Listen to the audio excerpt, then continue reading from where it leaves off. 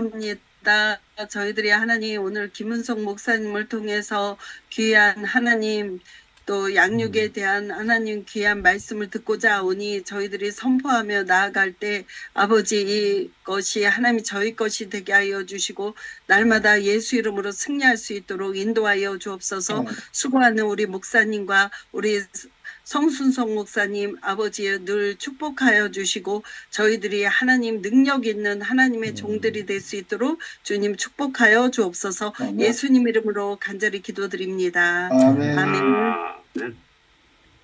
예, 오늘 특강 2과 말씀에 대한 세 가지 접근 방법. 두 번째, 우리 뭐 늘 듣는 얘기가 많이 반복되는 거죠. 제가 이거 수십 번, 수백 번 이렇게 말씀을 강의하는데 할 때마다 너무 새로워서 하나님 말씀은 우리가 뭐 요한복음 3장 16절 그 지루하지 않지 않습니까? 예, 말씀은 그 지식으로 남는 것이 아니고 우리 양식입니다. 우리가 밥을 먹을 때도 지루하지 않지 않습니까? 지루하면 병난 거죠. 하나님 말씀이 지루하면 병난 거 아닌가. 그래서 우리가 말씀을 계속 그저 이렇게 잘 먹을 필요가 있습니다.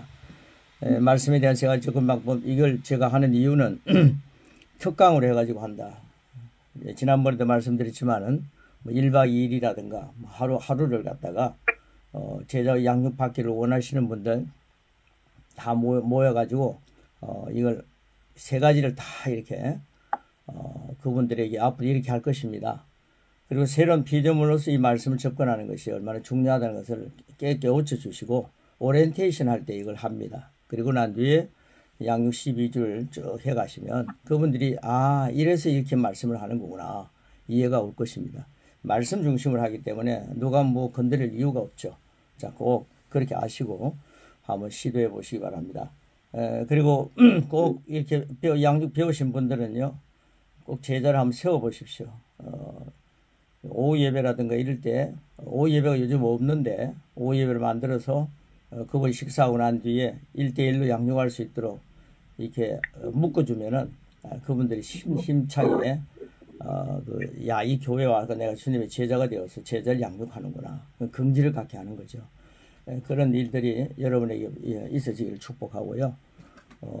무슨 주위에 있는 그런 은퇴하신 목사님이라든가 사모님이라든가 이런 분들이 계시면 그분들에게 이런 양육을 주셔갖고 한번 제자를 양육해 보십시오 하면은 오후 시간들이 또 힘이 있을 것입니다. 저는 확신하고요.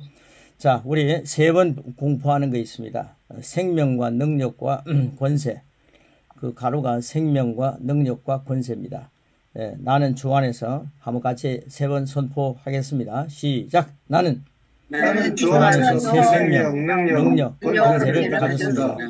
나는 주 안에서 새 생명, 능력, 권세를 가졌습니다. 나는 주 안에서 새 생명, 능력, 권세를 가졌습니다. 고린도서 14장 20절 말씀 같이 먹습니다. 형제들아, 지혜는 아이가 되지 말고 악에는 어린아이가 되라. 지혜는 장성한 사람이라. 형제들아, 지혜는 아이가 되지 말고 악에는 어린아이가 되라. 지혜는 장성한 사람이더라. 이런 말씀이 하나님에 대한 지혜죠. 우리가 예수님 안에서 지혜를 갖고 있습니다만은 예수님은 나의 거룩이요 의요 그리고 구원이요 지혜입니다. 예수님이 지혜를 갖고 있기 때문에 그걸 잘 먹어야 장성할 수 있지 않겠습니까? 자, 영어로 기능하기입니다. 영어로 기능하기. 우리가 말씀을 따라 새로운 지식으로 무장하고 그 지식에 따라 기능하는 것을 영어로 기능한다라고 표현합니다. 우리 그리스도인은 두 영역에 걸쳐서 합니다. 이거 뭐 아주 기본적인 것으로 하나는 영적인 영역, 하나는 영적인 영역입니다. 또 하나는 자연적인 영역입니다. 그래서 이 사이에서 우리가 걸쳐서 하는 거죠. 눈에 보이는 것은 자연적인 영역입니다. 자연적인 영역에서는 의사가 당신이 이제 얼마 이상 살 수 없습니다 라고 시한부 선고를 내릴 수도 있습니다. 자연적인 영역의 일들이 그 원리를 따라서 돌아갈 때에 그런 말을 들었다 하더라도 그 사람이 영적인 원리로 들어온다면 이야기는 달라집니다. 이런 간증을 여러분의 교회에서 수없이 많이 하는 그런 역사가 있기를 축복합니다. 아멘. 우리가 뭐 2년마다 건강 진단 받고 그러지 않습니까? 그런데 자연적인 영역에서 의사의 얘기를 많이 필요합니다. 의사의 통해서 진단받는 건 중요한데, 그 다음에 하나님은 내가 이제 주님께서 부르시는 날까지 영적인 원리로 살겠습니다라고 하는 의미로, 물론 의사의 그 치료도 받지만은 우선을 하나님께 말씀해 두고, 그리고 이 말씀을 가지고 치유의 역사 이루어가는 거죠. 그러니까 그게 굉장히 우리에게는 혜택이 되는 거죠.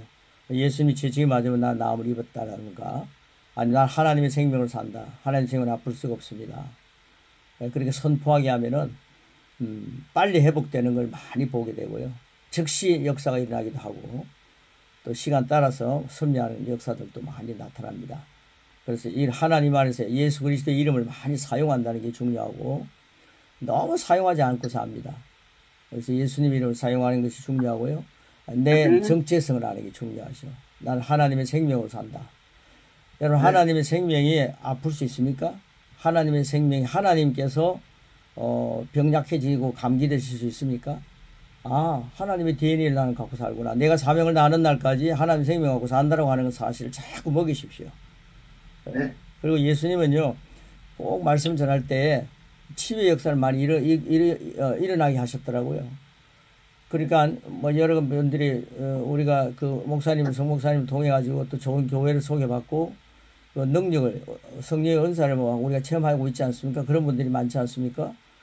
그러니까 꼭 예배 전에 잠깐이라도 그런 그 치유의 역사를 선포하시고, 그 다음에 성령님을 의지하시고, 내가 뭐 치유해가지고 영웅이 되려고 하는 건 그런 마음을 다 접으시고, 성령 하나님이 하시니까 말씀 먹이십시오. 그리고 당신은 하나님의 생명을 살기 때문에 아플 수 없다. 그리고 당신은 예수님이 채찍에 맞은 값을 치르셨기 때문에 당신은 건강해야 된다. 함께 누립시다. 그런 선포가 여러분에게 충만하시고요, 주님의 제자들이 신나하는, 영과 혼과 육의 강건에서 신나하는 그런 교회들이 되기를 축복합니다. 그리고 진도 나가겠습니다. 그렇게 우리가 두 영역에서 걸쳐서 하는 것입니다. 뭐 가로넣기 다 하셨죠. 자, 영적인 영역은 자연적인 영역보다 더 상위 법칙입니다. 여러분, 상위 법칙이라는 사실을 꼭 기억하십시오.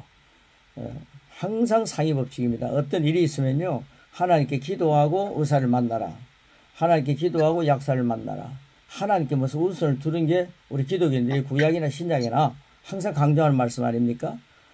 그래서 무슨 일이 있든지 재정의 문제도 하나님께 먼저 간구하고, 하나님으로부터 주어지는 말씀을 선포하고, 조금 전에 이제 치유에 대한 말씀들을 선포했지만은, 고백에 대한 그리스도인의 고백에 치유에 대한 말씀 나오지 않습니까? 그런 것들을 계속 먹여주시고요. 그 다음에 이제 재정의 문제에 있어서는 예수님이 가난하게 됐으면 나는 부유해졌다. 그것도 그리스도인의 고백에 보면 나오죠. 그것과 자꾸 연결시켜서 고백을 말씀 많이 하셔서 말의 열매를 많이 먹게 해주시면 성도들이 활력소가 생기는 거죠. 하나님 말씀이 내 심령에서 운동력이 있다는 사실을 스스로 깨달을 수 있도록 그렇게 교육하심이 좋습니다. 그래서 꼭 제자 양육하는 거 한번 시도해 보시기 바랍니다.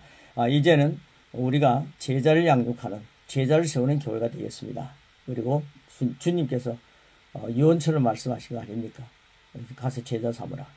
그러니까 여러분 교회에 제자들이 하늘의 별처럼 많아지기를 축복합니다. 자, 그 다음 밑에 보시면요, 영적인 영역은 말씀의 원리, 그 다음에 믿음의 원리입니다. 말씀의 원리, 믿음의 원리, 그리고 영의 원리로 돌아가는 세계입니다. 말씀 원리, 믿음 원리, 영의 원리. 이게 지식으로 남지 않고 삶 속에 적용이 되는 거죠. 자, 자연적인 영역은 우리가 오감을 느낄 수 있는 모든 것, 즉 듣고 보고 느끼는 그런 세계입니다.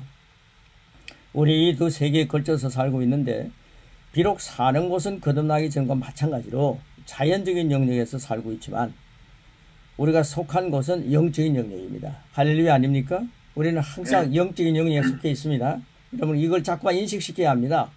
자연적인 영역에서만 너무 살아갑니다. 오감에 의해서 여러분들 설교가 비판을 받고, 그리고 설교가 검사를 받는 거죠. 심사위원들에 의해서. 장로님들이 다 심사위원들이더라고요. 다 앉아가지고 우리 목사님 설교 못 듣다 이런 거 보면 자기들이 뭐 다 아는 것처럼 얘기하지 않습니까? 그러니까 이게 자연적인 영역에서 사는 사람들의 모습이죠. 그 영적 원리에 대한 것들을 자꾸 강조할 필요가 있습니다. 자, 그 다음 밑에 보시면요. 자연적인 영역에 영적인 영역의 원리를 끌어와 영적인 원리가 돌아가게 하면 자연적인 영역에서 초자연적인 역사가 일어나는 것입니다. 이렇게 사는 것을 영으로 기능한다, 4차원으로 살아간다, 이런 그렇게 표현하죠. 영으로 기능하는 것은 말씀으로 기능하는 것입니다. 영으로 기능한다, 이 말이, 저는 이제 계시 믿음과, 우리가 감각 지식, 계시 지식과 감각 지식, 이 두 가지가 굉장히 중요한 거죠. 근데 감각 지식으로 살면은 말씀 지식이, 말씀과 사는 삶이 아니에요. 계시 지식으로 살아야 말씀은 계시거든요. 그러니까 우리가 차원이 다른 삶을 삽니다. 영적인 차원에서 산다는 게 바로 그런 거죠. 자, 그래서 왜냐하면 그리스도인으로 거듭났을 때 그리스도 안에, 예수 안에 있는 새로운 생명과 새 능력과 새 권세죠. 권세의 말씀이 그에게 주어졌기 때문입니다. 예, 그리스도로 거듭났다. 하나님의 자녀가 됐다. 이게 새 생명과 능력과 권세가 그 속에 주어졌다는 말씀입니다. 여러분은요, 거듭난 사람들 아닙니까? 새로운 피조물 아닙니까? 요즘 목사님이 계시지 않은 곳에 가서 설교를 하는데, 가끔 제가 사는데요. 여러분, 예수 믿고 어떻게 되었습니까? 예수 믿고 내가 어떤 존재가 되었습니까? 그러면 그게 답을 하는 사람들이 참 별로 없어요. 그 예수 믿고 나는데 내가 어떤 존재가 됐냐?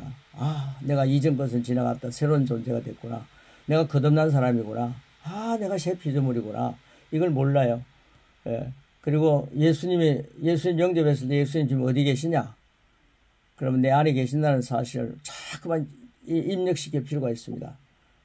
그래서 예수님 내 안에 계신다. 교회만 와야 예수님을 만나는 게 아니라 그 예수님이 내 안에 계시기 때문에 여러분 집으로 돌아갈 때나 길을 갈 때나 운전할 때나 언제든지 주님이 당신과 함께 계십니다. 주님이 내 안에 계십니다. 골방에서도 주님이 내 안에 계십니다. 이런 사실을 너무도 아주 생소한 것처럼 듣습니다. 여러분 한국 교회가요 정말 예수님이 내 안에 계신다. 뭐 이름만 주님의 교회가 돼서 되겠습니까? 제가 주님의 교회 가가지고요 잠깐 당회 일을 갖다가 대리할 때 있지 않습니까? 시찰장이 이렇게 됐을 때. 그런데 그런 일을 할 때에 주님의 교회는 주님이 계셔야 되는데 주님이 보여야 되는데 여러분 교회 딱 들어오시면 제일 처음에 뭘 봅니까? 그럼 사람들은 생각하는 거죠. 아, 교회 무슨 건물이라든가 아니면 목사님이라든가 이런 상징적인 인물들이 보이는 거죠. 그런데 여러분들 정말 주님의 교회에서는 주님을 봐야 됩니다. 그리고 여러분 가정에 들어가면요 주님이 보여야 합니다. 여러분 길을 걸어갈 때 또 여러분 자신을 생각할 때 아, 내 안에 주님이 계시구나. 그래서 우리 그리스도인은 절대 고독해질 수가 없는 거죠. 외로워질 수가 없는 거죠. 항상 그 엄청난 주님이 우리와 함께 계신다. 그걸 갖다가 계속 강조할 필요가 있습니다. 이제 앞으로 주일을 만날 때마다요 항상 주님과 함께 산다는 사실을 in Christ, 주님이 내 안에 계신다는 사실을 인지시킬 필요가 있습니다. 그리고 목사님들, 전도사님들, 우리 사관님들, 내 자신도 그 사실을 확인해야 합니다. 늘 그렇게 삽니다. 자, 그 다음 보시면요. 19페이지입니다. 하나님 말씀, 즉 그리스도 안에서 내가 누구이고 무엇을 가지고 있으며 무엇을 할 수 있는지를 알고 하나님 말씀으로 기능하며 믿음으로 사는 것이 바로 영으로 기능하는 것입니다. 영으로 기능할 때만 그리스도인은 승리가 보장되어 있습니다. 영으로 기능해야 승리 보장됩니다. 뭐 당일을 잘해가 결론을 맺어야 승리가 보장되는 게 아닙니다. 재직회를 잘해서 보장되는 게 아닙니다. 영으로 기능해야만이 그게 승리가 보장됩니다. 그래서 성경에서 그렇게 얘기하고 있는 거죠. 자, 그 다음 보시면요. 영으로 기능하는 것이 승리의 조건입니다. 믿음으로 살 때만 승리가 보장되어 있습니다. 분명히 성경이 그렇게 얘기하고 있습니다. 하나님 저를 승리하게 하여 주시옵소서라고 기도를 하는데 믿음으로 기능하지 않아요. 그래서 요한일서 5장 4절을 뭐라 그럽니까? 우리 요한일서 5장 4절 같이 먹겠습니다. 시작. 이는 하나님께 태어난 자는 누구든지 세상을 이기기 때문이라. 세상을 이기는 것이니 곧 우리의 믿음이라. 젊은 청년들에게 오늘 직장에 가서 당신은 세상 이기는 자로 살아야 된다. 이런 것들을 자꾸 먹일 필요가 있습니다. 그러니까 젊은 친구들이요, 능력 있는, 권세 있는 하나님의 자녀로서 활발해야 되지 않습니까? 근데 예수 믿기 때문에 겸손이라고 하는 의미가 주어져 갖고요, 기가 죽어 사는 거예요. 겸손해야지. 다른 사람 진급하면은 나는 그 사람들 섬겨야지. 이런 거 좋습니다. 그 자신 좋지만은 이게 내가 승리하는 삶을 보여줘야 됩니다. 예수님이 나와 함께 계시고 이 세상에 어떤 자보다 크신 분이 내 안에 계시는데 내가 그분과 함께 직장생활을 한다. 그분과 함께 내가 목회를 한다. 그분과 함께 내가 신방을 한다. 그분과 함께 내가 치유를 이룬다. 네. 나보다 더 큰 일을 하리라. 주님 말씀했지 않습니까?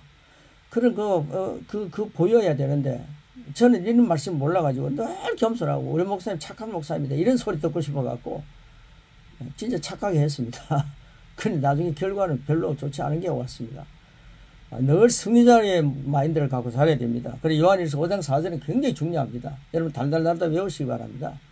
이는 하나님께부터 태어났다. 나는 하나님부터 태어난 자구나.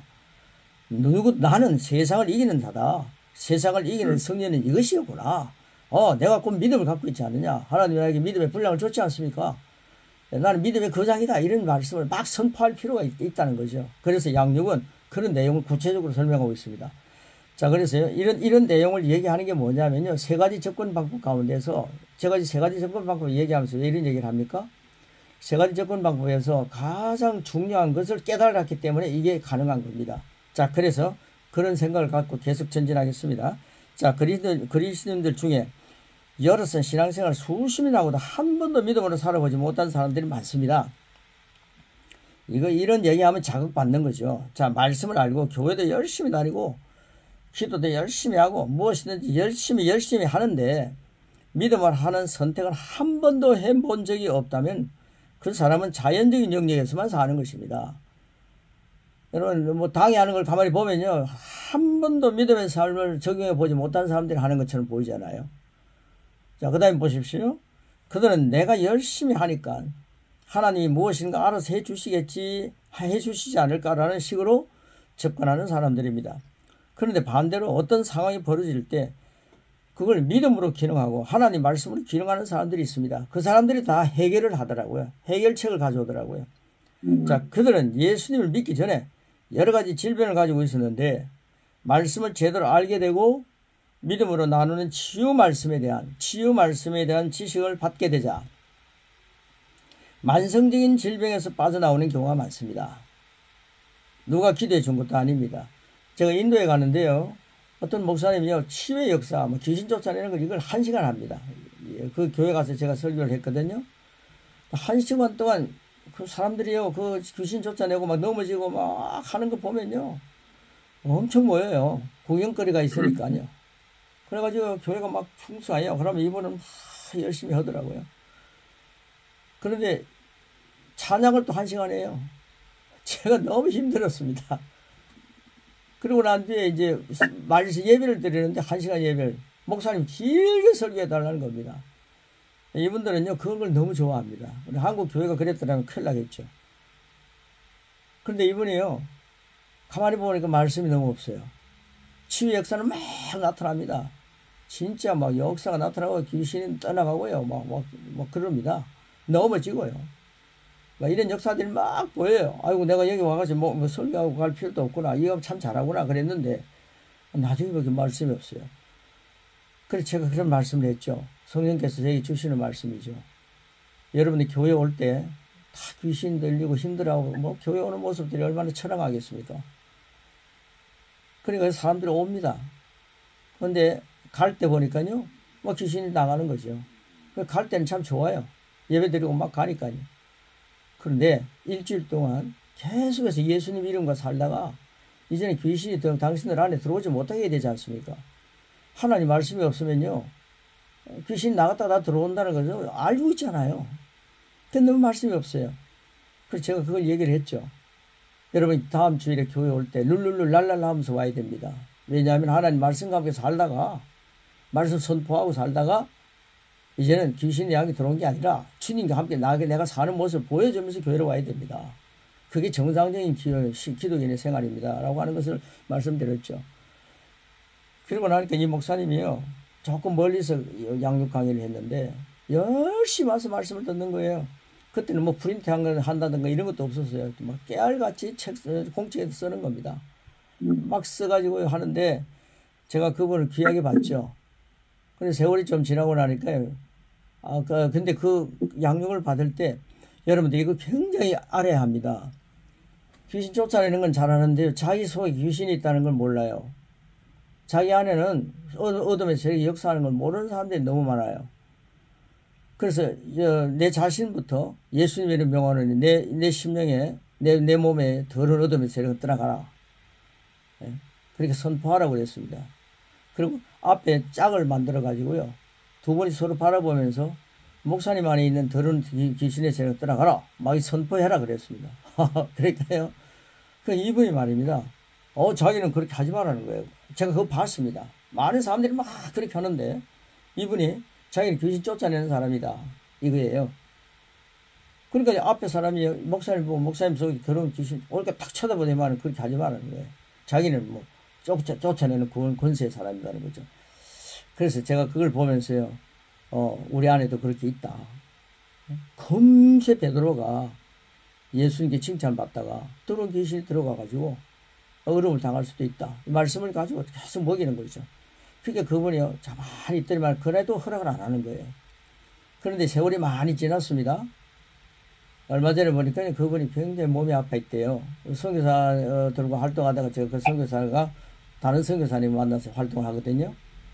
근데 그 얘기를 들어보니까 그분이 지금 어떻게 되어 있느냐. 그러니까 지금 병약해져 있다는 거예요.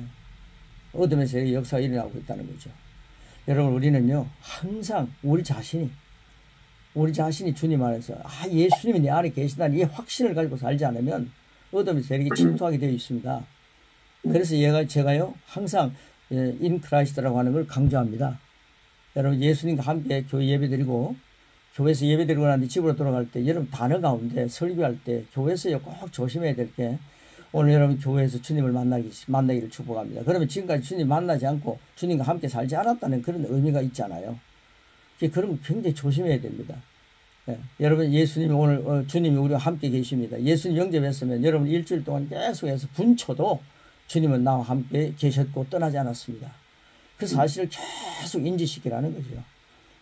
그리고 예수님의 이름 굉장히 사용 많이 하십시오. 그 좋은 이름 왜 사용하고 있지 않습니까? 그래서 예수님 이름 많이 사용하게 하시고요. 여러분, 교인들이요, 정말 살아있어야 합니다. 근데 목회자가 살아있지도 않는데 어떻게 교인들이 살아있겠습니까? 그래서 어둠의 세력이 조금이라도 내 몸에 이상이 있으면 예수님 이름으로 떠나가라. 하나님 선생님이 나쁠 수 없어. 선포하십시오. 그러다가도 힘들면요, 뭐 어디서 만나는 거 그 죄 아닙니다. 약사를 찾아가는 건 죄 아닙니다. 사용하십시오. 그러나 우리가 하나님께서 부르신 날까지 항상 하나님 말씀을 상위 법칙에 두고, 그리고 말씀의 권위를 세워주는 게 교회가 되어야 되지 않습니까? 자, 그래서 조금 잔소리가 많았는데요. 여러분 적용하시고요. 자, 19페이지 그 밑에 보겠습니다. 예수님이 채찍에 맞음으로 질병에 대한 값을 이미 치러졌고 아플 필요가 없다는 것을 깨달음으로 스스로 걸어나오는 그런 성도들이 지금 간증을 많이 하고 있습니다. 별과 같이 빛나고 있습니다. 몸이 약하고 어디가 아파서 이렇게 주저앉아 있는 상태를 당연하게 생각하다가 어느 순간에 그리스도 안에 있는 신앙인이 이렇게 살 필요가 없다는 것을 발견하고는 그 길로 선택해서 걸어나오는 것입니다. 그런 일들이 우리 삶 가운데 지속적으로 일어날 것입니다. 자, 지속적으로 일어난다 했습니다. 왜 그러겠습니까? 세 가지 접근 방법을 이해를 하면서 적용하라 이 말입니다. 이 세 가지 접근 방법이 너무 중요하기 때문에 서론 부분이 이렇게 많은 겁니다. 자, 그 다음 보십시오. 성경의 세 가지 접근을 여러분이 잘 이해한다면 오늘 굉장히 중요한 시간입니다. 이 내용을 훨씬 더 이해하기가 쉬워진다는 것이죠. 이게 당연히 이런 거구나. 자, 그래서 성경에 세 가지 접근 방법이 있습니다. 첫째는 무슨 방법입니까? 율법적인 방법입니다. 율법적인 방법으로 접근하는 것입니다. 자, 그 다음 20페이지 보시면요. 구약에는 율법을 지키면 하나님의 복 가운데로 들어가고 율법을 지키지 않으면 저주 가운데로 선택해서 들어가는 것입니다. 이게 구약의 방법입니다. 자, 하나님께서는 이미 선택권을 주셨습니다. 네가 이렇게 살면은 복을 받고 축복한다. 아니면은 저주를 받는 거야. 말씀이 있습니다. 자, 이 율법을 지키면 너는 이런 축복을 받게 될 것이고 이 율법을 안 지키면 이런 저주를 받게 될 것이다 라고 말합니다. 자, 그 다음 하나님께서 율법을 주셨습니다. 사람들이 각자 그것을 선택하는 것입니다. 여러분, 이 선택이 굉장히 중요합니다. 순간순간 선택함으로 율법을 잘 지키면, 우리 인간을 인격자로 만들어 놓았기 때문에 로봇가 아니지 않습니까? 그러니까 하나님은요, 인격자로 만들어 놓으시고 하나님의 형상을 만들어 놓으시고 하나님 형상의 선택만 잘하면 되잖아요. 자, 그 다음 보십시오. 하나님이 만드신 축복 가운데로 들어가고 유혹을 받아서 하나님께서 가지 말라는 길을 가게 되면 결국은 하나님이 말씀하신 저주 가운데로 들어가게 되는 것입니다. 이것은 본인의 선택입니다. 여러분, 오늘도 귀한 선택을 하면서 하십시오. 자, 그런데 구약에서는 이것을 하나님께서 저주하셨다라는 표현으로 말하기도 합니다. 그렇게 하지 않습니까? 자, 그러나 정확히 말하자면 하나님께서 일부러 저주하신 것이 아니라 복과 저주를 하나님께서 앞에 두셨습니다. 자, 그 중에 본인이 저주를 선택하여 그 결과로 저주를 받은 것입니다. 이 세상의 모든 종교는 이렇게 접근합니다. 굉장히 능력 있고 생사화복을 주관하는 어떤 신적 존재가 있는데 내가 그에게 정성을 다하고 열심을 다해서 절도 많이 하고 뭐 103배도 하고 뭐 108배입니까? 108배도 하고 뭐 좋게 보이면 내게 더 좋은 것을 줄 것이라고 믿는 것이 그 종교 생활이라는 거죠. 자, 그런데 그것이 우리가 특별히 배우지 않아도 자연스럽게 어려서부터 보아온 접근입니다. 예수님을 영접하고 하나님 나라에 들어와서도 무엇인가 내가 하나님께서 원하신 일을 함으로써 복 가운데로 들어가야만 복을 받을 수 있다 라고 하는 것이 바로 구약에서 많이 나와 있는 율법적인 접근입니다. 자, 율법적인 접근이 그런 겁니다. 근데 참 위험한 건요, 또 계속 얘기하겠지만은 율법적인 것에 대해서 완전히 도가 튄 사람들 있잖아요. 율법적인 말씀을 뭐 달달달달 외워가지고요. 지금도 뭐 달달달달 외우는 사람 유대인들 많죠. 근데 우리 그 성경학자들이죠. 근데 예수님께서 그분들 바라보고 굉장히 선포한 말씀이 뭐였죠? 너희들도 하나님 나라 갈 수 없고 하나님 나라 가는 사람들을 못 가게 막고 있다 그랬습니다. 그러니까 율법적인 접근은요, 한번 잘 점검해 보시고, 우리가 율법적인 설교를 너무 많이 합니다. 그리고 사람들이 율법 아래에 있는 것처럼 막 강조하는데요. 그래서 율법적인 접근이라는 게 굉장히 위험한 겁니다. 그러나 이런 말씀을 알고 있어야죠. 왜 율법적인 접근이 왔을까? 이건 우리가 이제 3강에서 말씀드릴 것입니다. 자, 그 다음 십자가 완성으로서 접근이 있습니다. 이건 우리가 귀담아 들어야 합니다. 자, 십자가 완성으로서의 접근인데 하나님께서는 율법적인 접근의 한계를 아셨습니다. 여러분, 율법대로 살아갑니까? 10가지를 다 지켜야 되는데 19가지를 지키고 1가지를 안 지켜도 다 안 지킨 것으로 아는데 이게 가능합니까? 그래서 율법적인 것으로 접근의 한계를 하나님이 아십니다. 그래서 한계를 아셨기에 예수님을 보내셨습니다. 그분은 예수님을 보내셔서 십자가에서 율법의 한계를 모두 극복하는 다른 길을 주셨는데 그것이 바로 예수 그리스도라는 길입니다. 예수님이 십자가에서 우리의 모든 율법적으로 다 저주 아래 있게 만드는 그런 저주를 담당하셨습니다. 예수님이 담당하셨습니다.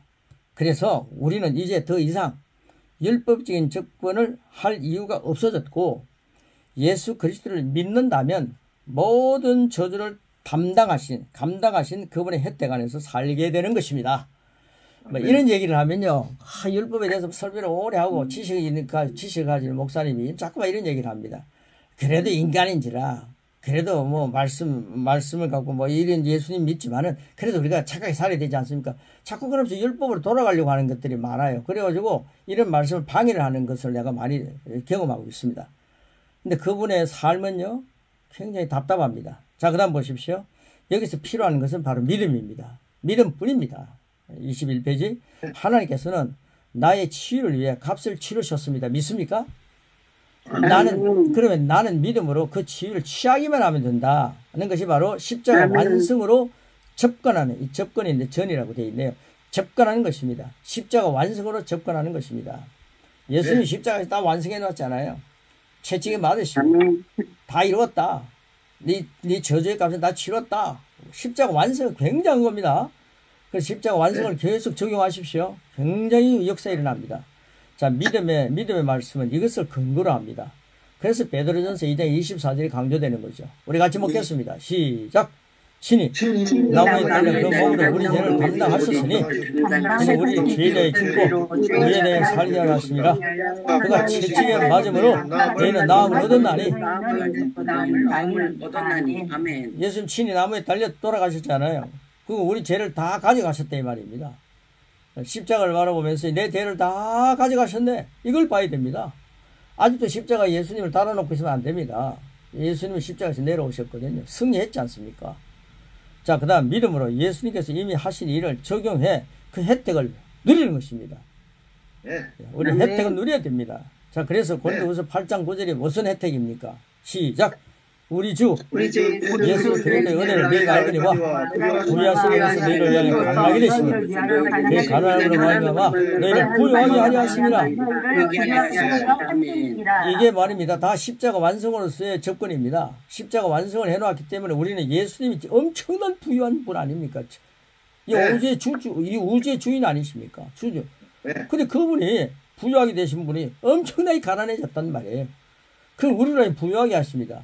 제가요, 인도 같은 데 가면, 필리핀 같은 데 가면요, 이 말씀을 가지고 정말 이 말씀을 아까도 얘기했지만, 달달달 외워라. 집 앞에 딱 써놓고요, 목사님들이 일하러 가는 사람 많거든요. 그걸 읽고 난 뒤에 일하러 가라. 돌아올 때도 그 말씀을 또 읽어라. 상기해라. 예수님이 부유하신 자가 나를 위해 가난하게 되시면 나를 부유하게 하십니다. 나는 그 말씀 붙들고 사시면 여러분들 한국처럼, 말씀 가지고 사는 사람들의 역사가 일어나는 것처럼 여러분도 부유해집니다. 왜 옛날에 부유해진 나라가 왜 이렇게 가난해졌습니까? 말씀이 없기 때문이다. 여러분들이 부지런하게 일 안 하기 때문에 아니지 않느냐. 그래서 이 말씀을 십자가 완성으로서 적용해야 합니다. 자연적인 말씀이 아닙니다. 이거는 계시의 말씀입니다. 지금 내가 가난한데 내가 지금 돈이 없는데 여러분 그것은 자연적인 것입니다. 그러나 이 계시 믿음을 가지고 계속 먹어라. 하나님은 약속하신 분이다. 말씀을 가지고서 알면은 하나님께서 약속하신 것은 이루어진다. 그게 바로 믿음입니다. 믿음은 바라는 것들의 실제인데 바라는 게 너무 자연적인 거예요. 자연적인 걸 보이는 거 아닙니까? 감각 지식에서 바라는 게 너무 많아요. 계시 지식입니다. 내가 교회의 미래를 바라봅니다. 그게 계시 지식으로 보십시오. 하나님께서 주신 것을 믿음 바라는 것이 좀 커야 됩니다. 꿈이 커야 됩니다. 그 땅끝까지 정인이 된다는 그 큰 꿈을 갖고 골방에서만 목회하는 게 아니라 세계를 향한 꿈을 갖고 전진하는 거죠. 그럴 때 하나님 기뻐하시는 역사 그리고 제자를 양육하는 그런 꿈을 가지고 전진하는 겁니다. 계시 믿음을 바라십시오. 그러면 실제가 된다. 자, 그 다음 보십시오. 예수님을 믿는 당신은 부유할 권리가 있습니다. 그러므로 당신이 믿음으로 그 부유를 차지하십시오. 이것이 바로 두 번째 조건입니다.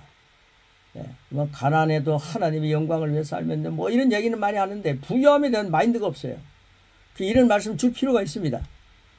그래서 십자가 완성으로서 우리는 엄청난 혜택을 하나님이 주셨는데 그걸 못 누리고 사는 교회가 되고 못 누리는 청년들이 되니까 철학해지고 교회를 떠나는 사람들이 많잖아요. 이런 말씀 가지고 젊은 청년들도 많이 먹이시고요. 이런 말씀 가지고 성부를 거시기를 축복하고 그 다음에 참 중요한 게 뭐냐면요. 새로운 피조물의 접근입니다. 이게 이제 1, 2, 3가에서 딸딸딸딸 외우다시피 하게 만들어 주십시오. 이게 읽고요. 고백하게 만드십시오.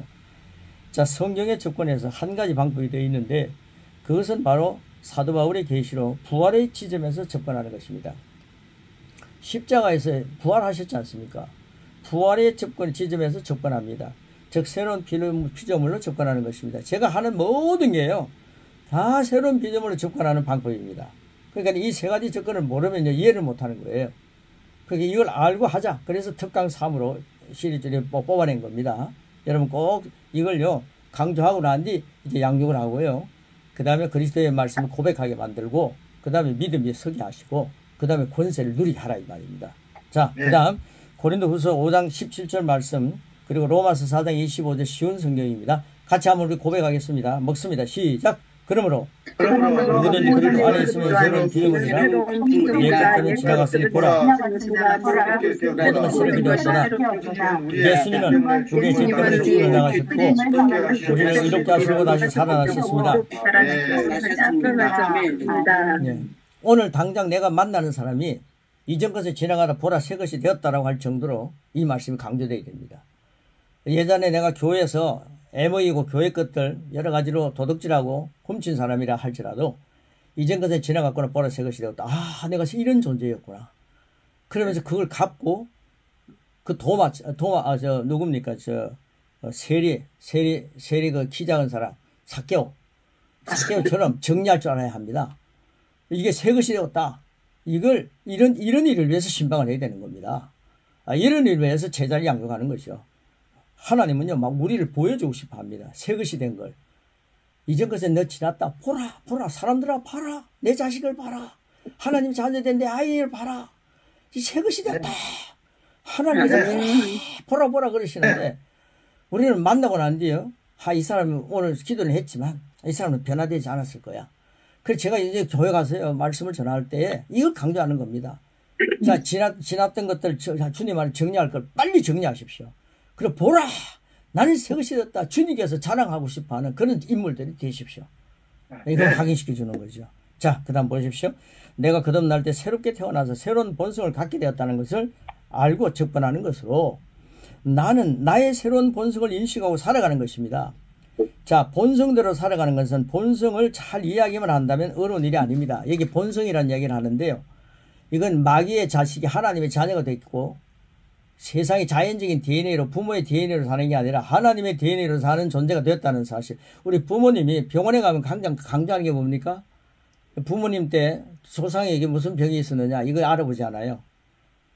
그러니까 우리는 이제는요 이 말씀을 많이 고백하다 보면요 부모로부터 물려받은 그런 그 DNA가 이제는 지나갔구나. 하나님의 DNA로 산다. 여러분 저를 한번 따라해 주시기 바랍니다. 나 옛것은 지나갔다. 나의 옛것은 지나갔다. 나는 하나님의 DNA로 산다. 나는 하나님의 DNA로 산다. 이걸 목사님들 우리 리더들이 자꾸만 적용해 보시기 바랍니다. 그래서 이전 건 지나가다 보라 새 것이 되었다. 이 강조해가지고 손해볼 것 하나도 없습니다. 유익한 것이 옵니다. 자, 그 다음 보십시오. 고양이나 호랑이나 어릴 때는 아주 비슷하지만 시간이 지날수록 호랑이는 호랑이다워지고 고양이는 고양이다워집니다. 성장할수록 자기 본성이 강하게 나타나게 됩니다. 자, 새로운 피조물로서의 접근은 죄의 본성을 가지고 있던 예전의 나로서는 한계가 있기 때문에 하나님께서 나를 의의 새로운 본성을 가진 자로 다시 태어나게 하셨다는 것을 이해하는 것에서 시작되는 겁니다. 우리가 예수님을 영접하고 거듭났습니다. 그걸 표현할 때 그것은 새로 태어났다는 말입니다. 그리고 새로 태어났다는 말은 바로 의의 새로운 본성으로 새롭게 일어났다는 의미입니다. 새로운 피조물로서 새로운 본성을 가지고 일어났다는 접근이 바로 우리가 하는 접근입니다. 그래서 이 말씀을 갖고 이제 3과에 가서는요, 이 새로운 접근에 대한 것을 또 확인시켜 주는 거죠. 그래서 세 가지 접근 방법 꼭 기억하십시오. 율법적인 접근 방법이 있고, 십자가 완성으로 제 접근 방법이 있고, 그리고 새로운 피조물 접근 방법이 있습니다. 그 다음에 또 강조되겠지만은, 우리는요, 이제는 본성이 달라졌기 때문에, 그러니까 마귀의 자식이 아니고 하나님 자녀가 되었기 때문에 본성이 달라졌기 때문에 이제는 인격을 갖고 하나님 안에서 인격을 가지고 얼마든지 십자가 완성과 새로운 피조물로 한 세트입니다. 이걸 가지고 살아갈 수 있다 이 말입니다. 그럴 때 하나님께서 주시는 새로운 피조물의 권세를 누릴 수 있는 것입니다. 이런 것들이 교회 속에서 살아 움직이는 그런 큰 역사가 있어지기 위해서 우리 고백 한번 하고 마치도록 하겠습니다. 이 고백이 잘 정리가 되어 있는데요. 우리 고백하고 마지막 부분을 3번 하고 마치겠습니다. 자, 시작하겠습니다. 시작! 나는 새로운 본성으로 태어나게 하신 하나님 아버지의 은혜에 감사하며 새 피조물로 그리스도의 장성한 분량까지 그리스도의 말씀을 고백하며 복음으로 계속 성장하게 나아간다. 나는 주 안에서 새 생명, 새 능력, 새 권세를 가졌다. 나는 주 안에서 새 생명, 새 능력, 새 권세를 가졌다. 나는 주 안에서 새 생명, 새 능력, 새 권세를 가졌다. 할렐루야! 이제는 이 말씀 끝난 후에 나는 나는 이런 존재구나. 이 말씀이 끝나고 난 뒤 우리 교회를 통해서 나는 이걸 깨달았다. 주님 안에서 새 생명, 새 능력, 새 권세를 가지고 나는 이제 인생을 사는 자야. 그러니까 그 말씀을 이제 우리가 말씀을 장착해야 되지 않습니까? 그래서 이 양육이 다 끝나고 나면 그리스도인의 고백 두 번째 거 굉장히 중요합니다. 이걸 가지고요 마르고 닳도록 여러분 교인들이 가지고 다니면서 계속 먹으면 이 그리스도의 말씀이 그리스도의 장성한 분량까지 성장하는 것이 무언가를 깨닫게 만들 것입니다. 그래서 이 두 세트 가지고 여러분 승리를 누리시고 우리는 주님 안에서 예수님의 양식을 먹으므로 나는 새 생명, 새 능력, 새 것을 이제는 가지고 성장을 향해 나아간다. 이런 것들이 확실히 그 신령에 새겨집니다. 이런 목표가 여러분 안에서 계속 풍성한 결실로 이어지기를 축복합니다. 네. 고맙습니다. 아멘. 자, 오늘도 수고하셨습니다. 우리 김은수 목사님. 양육특강 1, 2, 3과의 핵심 메시지가 우리가 이걸 개념을 잡고 선포할 필요가 있습니다. 1과는 성경 말씀 자체를 어떻게 볼 것이냐, 성경 말씀을 어떻게 우리가 볼 것이냐. 2과는 오늘 하는 것은 그 말씀은 나와 어떤 관계에 있어야 하는가. 3과 다음 주에 할 3과는 그 안에 핵심적인 메시지가 예수님인데 그 예수님은 나와 어떤 관계가 있는가. 구조가 그렇습니다.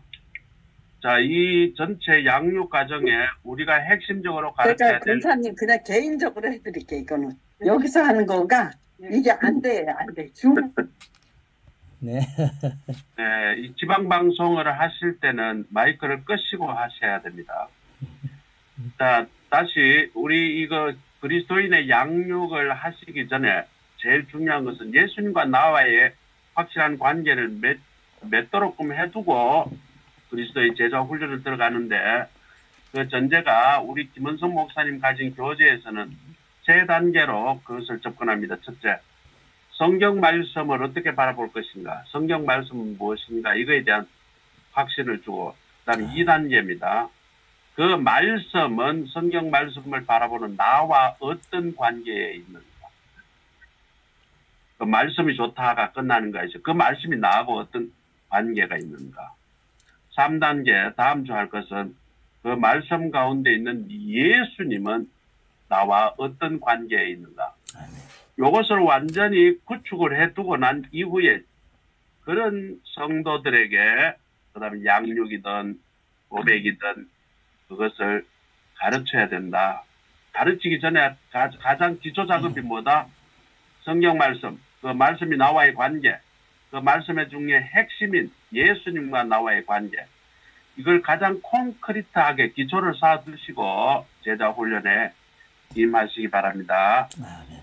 자, 오늘 피드백을 할 건데 우리 김희순 목사님 먼저 우리 송창근 목사님 오늘 바쁘시니까 먼저 하시겠습니다. 예. 오늘 귀한 말씀 감사합니다. 알고 있는 내용들인데 목사님께서 책을 통해서 아주 정리를 잘 해주셔가지고 개념이 확 박혀가지고 너무 감사합니다. 무엇보다도 새로운 피조물에 접근해서 나는 그 하나님의 DNA를 받은 자다. 새로운 본성을 하나님의 DNA로 사는 자라는 것을 새롭게 보게 됐습니다. 나는 그리스도인입니다. 그리스도의 능력을 받은 자입니다. 그리스도의 DNA로 살겠습니다. 감사합니다. 목사님. 아멘. 또 바쁘신 분 계십니까? 손들어 표하시기로. 우리 송순희 목사님, 박은영 전도사님, 송순희 목사님 먼저 하시겠습니다. 예, 오늘 이가도 너무 하나님의 말씀에 이렇게 우리가 새로운 피조물에 대해서 이렇게 구체적으로 우리 마음에 다시 고백하게 하고 하나님의 말씀을 다시 선택하는 그러한 길을 알려주셔서 너무 감사하고요. 나는 주 안에서 새 생명, 새 능력, 새 권세를 가졌다라는 그 고백으로 일주일 동안 생활하겠습니다. 할렐루야. 예, 감사합니다, 목사님. 아멘. 우리 박은영 전도사님. 목사님 감사합니다.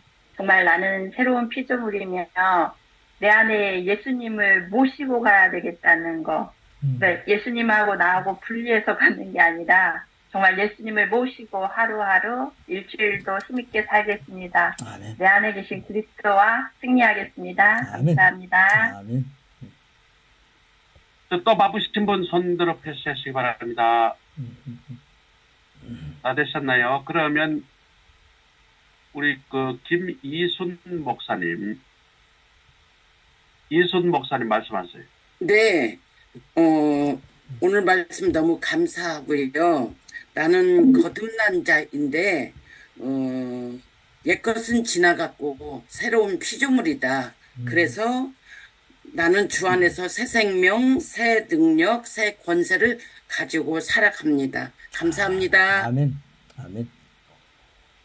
김경란 목사님. 믿음으로 기능하고 하나님의 말씀으로 기능하라. 또 영으로 기능해야 승리한다는 사실을 또 새롭게 깨닫게 되었고요. 예수님께서 내 안에 계신다라는 확신으로 날마다 또 승리하면서 나아가겠습니다. 아멘. 감사합니다. 아멘. 손영희 전사님. 네, 감사합니다, 목사님.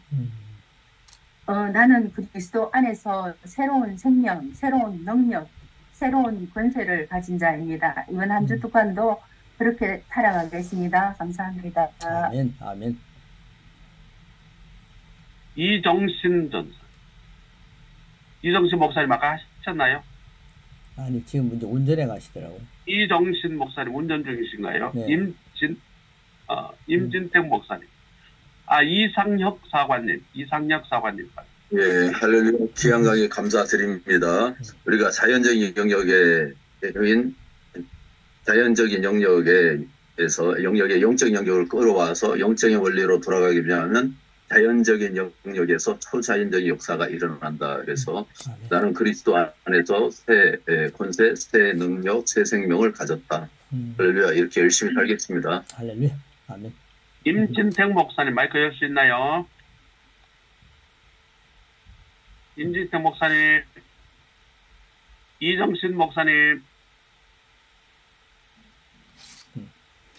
네, 우리 지금 매일 고백해서 올리는 것이 지금 참여 수가 상당히 적은데 가능한 많은 수가 같이 참여하시기를 바랍니다.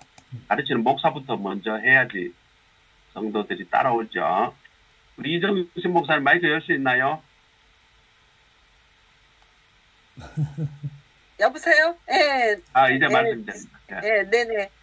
저 하나님의 DNA로 산다. 나는 새로운 피조물이다. 너무 오늘도 너무 능력의 말씀 감사합니다. 네. 자, 우리 김은성 목사님 마침 기도해 주시겠습니다. 하나님 아버지 감사합니다. 우리 율법적인 삶의 얽매여서 매우 많이 살아왔습니다. 이만큼 살았으면 됐다는 생각을 갖고 이제 십자가 완성과 새 피조물의 말씀으로 접근해서 한 세트입니다. 예수님께서 나를 위해 죽으시고 부활하시고 나를 위해 승리하신 주님을 마음속에 모시고 어마어마한 은혜와 의의 선물을 넘치게 받은 자로 진리 안에서 그리스도 안에서 왕노릇하는 그런 우리 모든 믿음의 리더들이 되기를 축복합니다. 날마다 들려오는 소식이 하나님 말씀 먹고 나 이렇게 말씀 안에서 이렇게 삽니다. 그리스도의 말씀으로 나는 승리했습니다. 세상을 이기고 있습니다. 세상을 이기는 것은 바로 주님을 믿는 믿음이었습니다. 이런 고백이 우리 자신부터 풍성해지기를 축복하며 이 한 주간도 주님만을 바라보고 승리하며 말씀과 함께 동행할 수 있는 특권을 주실 주님을 찬양하며 우리의 성령님을 소멸하지 않고 성령님을 늘 시인하며 살겠습니다. 성령님께서 함께할 때에 모든 불가능한 것은 가능해진다는 사실을 확인합니다. 우리 모든 교회와 우리의 가족과 우리가 속해 있는 모든 그런 관계되는 그런 모든 성도들의 삶 속에 또 이 세계 선교의 역사 속에 하나님의 말씀의 역사가 흥왕하는 큰 역사가 한국 교회로부터 먼저 일어나기를 축복하며 그리스도 예수님의 이름으로 기도합니다. 아멘. 아멘. 자, 이번 주에도 열심히 녹음해서 올려주시기 바랍니다. 2과 다음 주 수요일까지 올려주시기 바랍니다. 마치겠습니다. 네, 고맙습니다. 감사합니다. 고맙습니다. 감사합니다. 네. 감사합니다. 고맙습니다.